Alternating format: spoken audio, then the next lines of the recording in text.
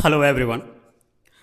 दोस्तों, UP triple SC के द्वारा एजीटीए का नोटिफिकेशन रिलीज़ कर दिया गया है, यानी एग्रीकल्चरल टेक्निकल असिस्टेंट। ओके, तो बेसिकली ये देखा जाए तो इसमें काफ़ी बम्पर वैकेंसी देखने को मिलेगी इस बार आपको, और ऑलमोस्ट मोर देन 2700 के आसपास, यानी 2700 प्लस वैकेंसी आपके सामने दिख रही होगी।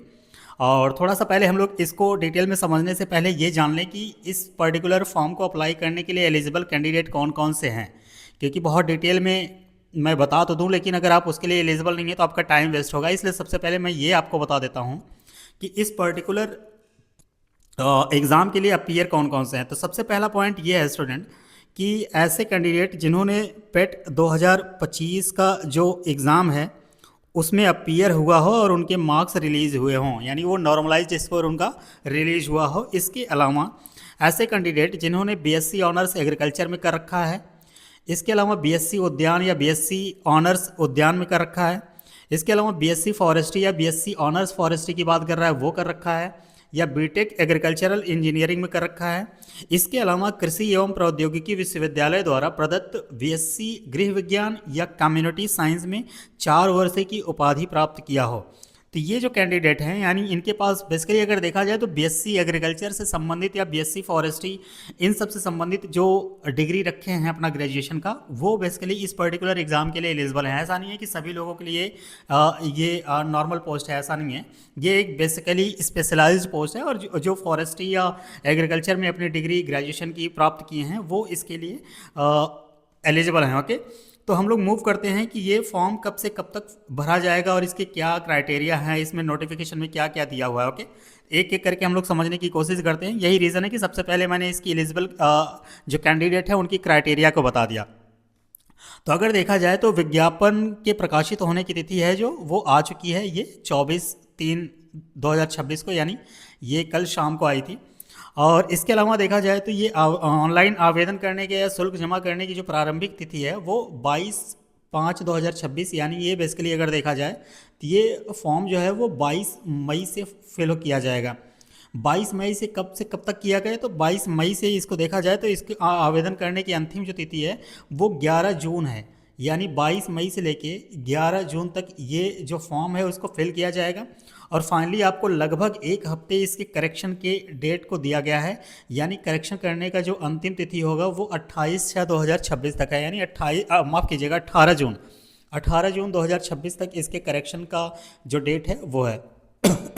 तो बेसिकली मैंने आपको बताया कि ये 22 मई से फॉर्म भरा जाएगा और ये 11 जून तक भरा जाएगा। तो मोटे तौर पे ये आपको ऑलमोस्ट यहाँ पे आपको 20 दिन दिया गया है। ओके, तो बहुत ज़्यादा समय तो नहीं दिया गया है, लेकिन ऑलमोस्ट 20 दिन काफ़ी होते हैं। आप थोड़ा सा अगर केयर करेंगे तो सबसे पहले शुरुआती दिनों में अगर आप भर देंगे तो आप खुद ही मेंटली फ्री रहेंगे। तो ये हो गया कुछ इसके इंपॉर्टेंट डेट की बात। अब हम लोग एक एक करके इसको देख लेते हैं। मैंने आपको शुरुआत में ही बता दिया कि इस पर्टिकुलर पोस्ट के लिए कौन कौन से लोग एलिजिबल हैं। तो इसके लिए केवल वही अभ्यर्थी ऑनलाइन या आवेदन कर सकते हैं जो विज्ञापित पद हेतु वांछित अनिवार्य अर्हता धारित करते हों, तथा पेट के एग्ज़ाम में, पेट कौन सा है 2025 वाला, पेट 2025 में जो अपीयर हुए हों वही इसके लिए एलिजिबल होंगे, उससे पहले वाले नहीं होंगे। ओके, तो ये पॉइंट आप ध्यान रखिएगा। इसके अलावा अगर देखा जाए सॉरी, तो मुख्य परीक्षा हेतु अभ्यर्थियों की जो शॉर्ट लिस्टिंग होगी वो उनके पेट के नॉर्मलाइज्ड स्कोर के आधार पर मेरिट के अनुसार की जाएगी, और शॉर्ट लिस्ट किए गए अभ्यर्थियों को ही मुख्य परीक्षा में प्रतिभाग करने का अवसर प्रदान किया जाएगा, यानी उन्हें अपीयरेंस दिया जाएगा। वो अपीयर हो सकते हैं जिनके पास पेट 2025 का बेसिकली अगर देखा जाए तो वो एग्ज़ाम दिए हों, और अभी उनका एक नॉर्मलाइज्ड स्कोर जो आएगा वो कट ऑफ बनेगी। उस कट ऑफ के बेस पे अगर जो एंट्री, मतलब उसमें उस कट ऑफ के अंदर होंगे, वो उस पर्टिकुलर एग्ज़ाम में अपीयर हो सकते हैं। ओके, इसके अलावा अगर बात किया जाए तो इसके ऑनलाइन आवेदन भरने की जो प्रक्रिया है वो काफ़ी सिंपल होगी, और ये यहाँ पे उम्मीद करते हैं कि अगर आप इस एग्ज़ाम को तैयारी करते हैं, अगर आपको नहीं आएगा तो आप कमेंट सेक्शन में बता दीजिएगा, मैं उस पर वीडियो बना दूंगा। लेकिन इतना मुझे उम्मीद है कि आप लोग इस प्रोसेस को जानेंगे। ओके, तो इस प्रोसेस आवेदन प्रक्रिया संबंधी जो निर्देश है इसमें क्या कह रहा है कि प्रारंभिक अर्हता परीक्षा यानी पेट के रजिस्ट्रेशन नंबर के साथ अभ्यर्थी का प्रमाणीकरण या login applicant authentication login through PET registration number, जो आपको पेट रजिस्ट्रेशन नंबर मिला है उसी के द्वारा ये बेसिकली जो एक ये फॉर्म होगा वो लॉगिन किया जाएगा। इस पॉइंट को आप ध्यान रखिएगा। इसके अलावा अगर हम लोग बात करें तो जो इसका नॉर्मल फ़ोटो सिग्नेचर या अदर डिटेल्स होंगे, डिक्लेरेशन होगा, वो सब उसी के प्रोसेस के थ्रू आता जाएगा जब आप फॉर्म अप्लाई करेंगे उसके दौरान। इसमें बहुत ज़्यादा डिटेल में आपको समझाने की कोई चीज़ है नहीं। इसमें अगर फ़ीस की बात किया जाए, आवेदन शुल्क की बात किया जाए, तो वो बेसिकली देखा जाए तो 25 रुपये हैं। वो सारी कैटेगरी के लिए है, ऐसा नहीं है कि SC ST OBC के लिए कोई छूट है। ये नॉर्मलाइज एक्चुअली ये प्रोसेस फ़ी है, ना कि आवेदन शुल्क है। आवेदन शुल्क आप देख पा रहे होंगे कि जीरो है। फॉर्म भरने का जो शुल्क है अभी वो जीरो है, लेकिन जो प्रोसेस फ़ी ऑनलाइन के दौरान लिया जाएगा बैंक के द्वारा वो 25 रुपये लिया जाएगा, वही आपको पे करना है। ओके, तो हर एक कैंडिडेट को 25 रुपये के एक नॉर्मल प्रोसेस फ़ी के थ्रू इसको आप कह लीजिए कि इस फॉर्म को अप्लाई किया जा सकता है। इसके अलावा अगर हम लोग बात करें तो इसमें टोटल जो वैकेंसी आई हुई है, टोटल वैकेंसी आपकी 2759 है, यानी 2750 प्लस आपकी वैकेंसी आई है। काफ़ी ज़्यादा वैकेंसी होती है वैसे वो। और इसमें अगर देखा जाए, एक डिवाइड कर दिया जाए तो यूआर के लिए यानी अनरिजर्व या जनरल के लिए अगर देखा जाए तो उसके लिए 1692 पोस्ट है। SC कैंडिडेट्स के लिए 213 पोस्ट है। ST कैंडिडेट के लिए 6 पोस्ट है। OBC के लिए अगर देखा जाए तो OBC के लिए 573 पोस्ट है। और EWS के लिए देखा जाए तो 275 पोस्ट है। तो टोटल अगर आप मिलाएंगे तो आपका 2759 पोस्ट है। और ये जो है ये एक परमानेंट सर्विस है या गवर्नमेंट सर्विस है। यहाँ पे स्थाई इसका ये जो आप कह लीजिए कि ये एक स्थाई पद है। ओके, तो काफ़ी इम्पॉर्टेंट और काफ़ी मतलब अच्छा पोस्ट माना जाता है ये। और अगर देखा जाए तो इसमें कुछ जो स्वतंत्रता संग्राम सेनानी आश्रित लोग हैं उनके लिए 55 पोस्ट है। दृष्टिहीन यानी विजुअली इम्पेयर्ड की बात किया जाए तो 37 पोस्ट है। जो हियरिंग इनकैपेबिलिटी उनके पास है वो 37 पोस्ट है उनके लिए।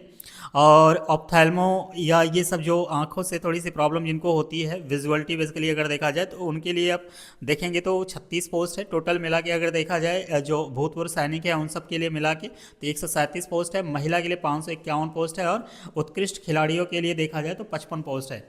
तो टोटल 2759 पोस्ट है। उनमें ये इन सबको रिजर्वेशन दिया गया है। तो बेसिकली उसके बेस पे अगर देखा जाए तो अलग अलग कैटेगरी में अलग अलग नंबर ऑफ पोस्ट आपको देखने को मिलेगी। ये पॉइंट मैंने आपको बता ही दिया कि इसकी अनिवार्य जो अर्हता यानी जो आपकी एजुकेशनल आप कह लीजिए कि एलिजिबिलिटी है वो क्या क्या है। तो मैं जस्ट रिपीट कर दे रहा हूँ कि BSc ऑनर्स एग्रीकल्चर में किया होना चाहिए आपको, या BSc उद्यान में या BSc ऑनर्स उद्यान में किया होना चाहिए, BSc फॉरेस्ट्री में या BSc ऑनर्स फॉरेस्ट्री में किया होना चाहिए, बीटेक कृषि एग्रीकल्चरल इंजीनियरिंग यानी कृषि अभियंत्रण में किया होना चाहिए, या किसी कृषि एग्रीकल्चरल एंड इंजीनियरिंग विश्वविद्यालय द्वारा प्रदत्त जो BSc गृह विज्ञान या कम्युनिटी साइंस में 4 वर्ष की जो उपाधि आप प्राप्त करते हैं या जो लोग प्राप्त कर रहे हैं वो लोग इसके लिए एलिजिबल हैं। ओके, अगर एज की बात किया जाए तो एज यहाँ पे 1 जुलाई को अगर देखा जाए तो कम से कम वो कैंडिडेट 21 साल की आयु जो है वो प्राप्त कर ली हो और उसकी जो मैक्सिमम आयु हो वो 40 साल हो। कहने का मतलब ये है कि यहाँ पे जो बेसिक डेट देखा जाएगा वो 1 जुलाई से देखा जाएगा। 1 जुलाई से देखा जाए तो मिनिमम वो कम से कम 21 साल की एज जो है वो प्राप्त कर ली हो। और मैक्सिमम जो उसकी एज होनी चाहिए वो 1 जुलाई को 40 साल से ज़्यादा नहीं होनी चाहिए। यानी 21 से लेके 40 साल तक के लोग जो हैं इसके लिए एलिजिबल हैं। ओके, ये पॉइंट आप ध्यान में रखिएगा। जो कि UPSC या माफ़ कीजिएगा UPPSC या UPSSC की एक जो नॉर्मल एज ग्रुप होता है वही यहाँ पे भी डिमांड किया है 21 से 40 वर्ष। ओके, चयन का आधार क्या होगा? बेसिकली अगर देखा जाए तो मेंस के पेपर में आपको अपीयर होना है, जो कि ये फॉर्म आया हुआ है। और इस फॉर्म में अगर आप बेस्ट परफॉर्म करेंगे एक मेरिट बनेगी, उस मेरिट में अगर आप आते हैं तो आपका चयन हो जाएगा। तो चयन का जो आधार होगा लिखित परीक्षा होगी, यानी ये रिटन एग्ज़ाम होगा, इसमें आपको अच्छा करना होगा। ओके, अगर एग्ज़ाम पैटर्न की बात किया जाए तो प्रश्नगत परीक्षा में एक ही पेपर होगा जिसमें वो टोटल 100 क्वेश्चन होंगे और टोटल 2 घंटा होगा। कहने का मतलब है कि एक पेपर होगा, यहाँ पे आप समझने की कोशिश कीजिएगा। ये जो पेपर होगा ये 100 क्वेश्चन इसमें आएंगे और 100 ही मार्क्स का होगा। और बेसिकली अगर देखा जाए तो 2 घंटे यानी 120 मिनट इसके लिए आपको मिलेंगे। ओके, इसके अलावा अगर बात किया जाए तो ये ऑब्जेक्टिव होगा एंड मल्टीपल चॉइस ऑप्शन होंगे, यानी ये बेसिकली एग्ज़ाम जो होगा ये ऑब्जेक्टिव नेचर का होगा, यानी 100 जो प्रश्न होंगे वो उसके बहुविकल्पी टाइप होंगे और हर एक सवाल जो होगा वो एक नंबर का होगा। ओके, वन एक नंबर का जो मतलब हर एक सवाल एक नंबर का होगा। इसमें नेगेटिव का प्रावधान किया गया है, यानी इसमें नेगेटिव मार्किंग आपको देखने को मिलेगी। कितनी नेगेटिव मार्किंग होगी? तो 25%, यानी 1/4।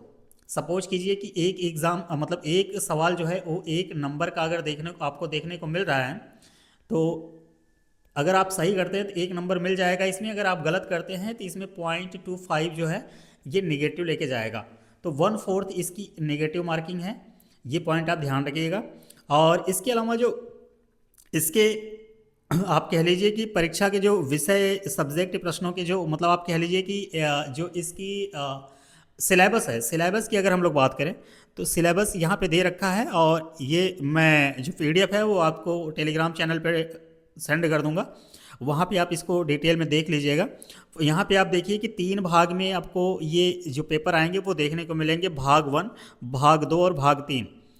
इस समय अगर देखा जाए इस साल जितने भी यूपी SSS के एग्ज़ाम हो रहे हैं उसमें आप अगर देखेंगे तो भाग 3 में यूपी स्पेशल से संबंधित सवाल आपको देखने को मिलेंगे, और लगभग ऑलमोस्ट हर एग्ज़ाम में 20 सवाल यूपी स्पेशल से आपको देखने को मिलेंगे।